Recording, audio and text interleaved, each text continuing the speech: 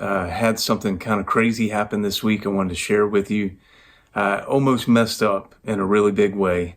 I was up against a deadline and I lost my iLok. So I want to tell you what I would do differently if I could go back now before this all happened, and hopefully help you not be in this situation, because it was not fun at all.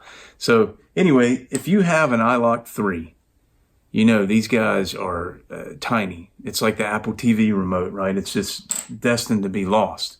And recently, I did a review on the Focal Spirit Professional headphones. And one of the best features that I was talking about, one moment here,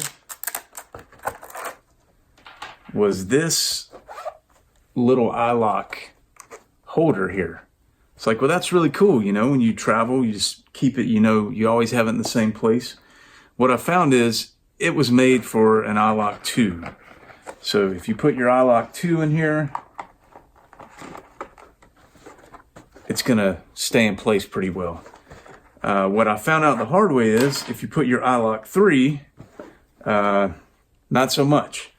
So we had a really bad snowstorm here, and I'm in North Carolina, kind of central part of the state. It's not something that we deal with very often.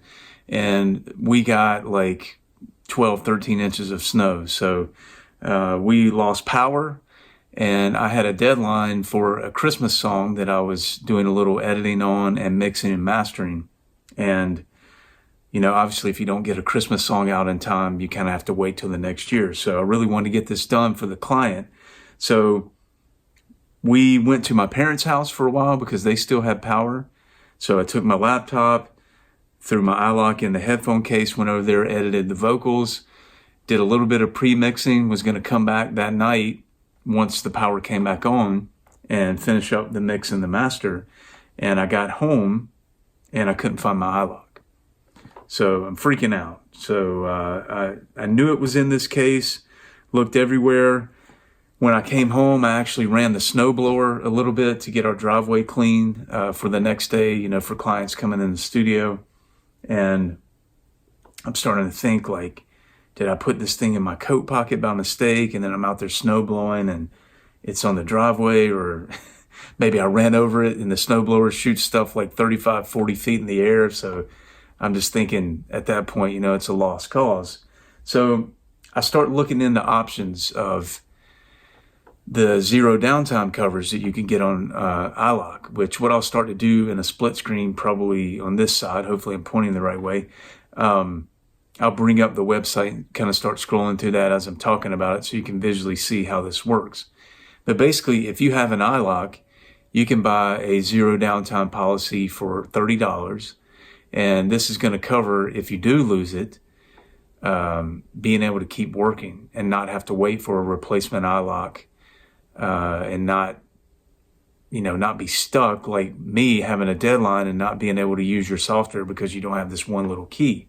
So I knew I had bought the zero downtime policy, but what happened is when I signed into my iLok account, I realized I had purchased it on my iLok 2, but not my iLok 3. I didn't realize it was like key specific. I thought it applied to your account. So first lesson to be learned there, when you buy the zero downtime policy, it's for a specific iLok. So, okay, that didn't work.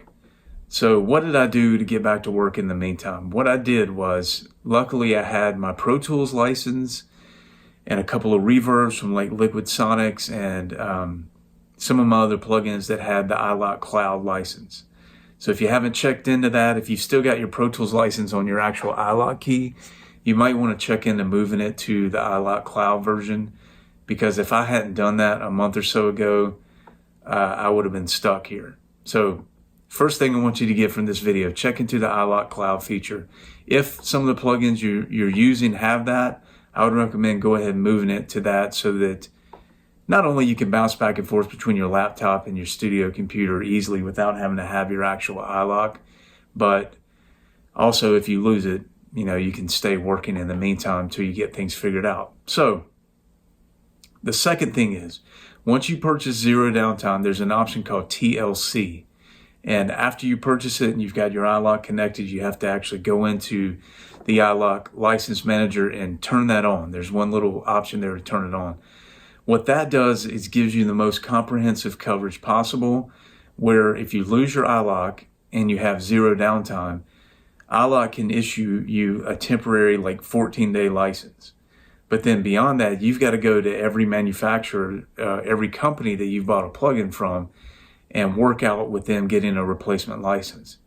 If you have TLC turned on, you can avoid all of that. So just make sure you do that one extra step, because you could actually buy zero downtime, not turn TLC on, and kind of have good coverage, but not really the most comprehensive coverage. So make sure that you take that extra step. I'll put that in the video, scrolling beside me here as I'm talking about it, of exactly how to turn that on. So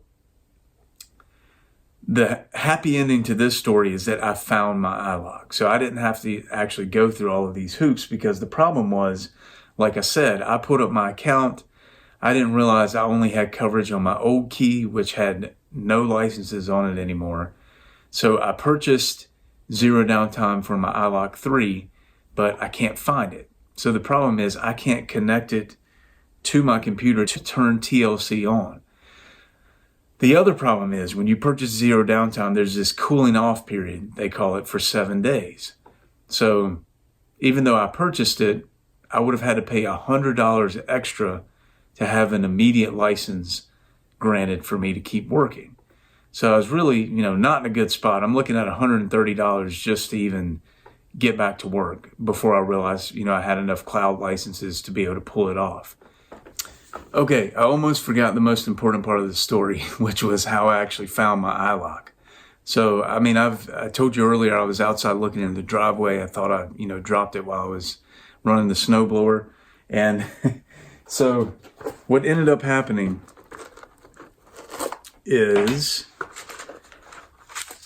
this nifty Focal Spirit Professional case that I bragged on in an earlier video.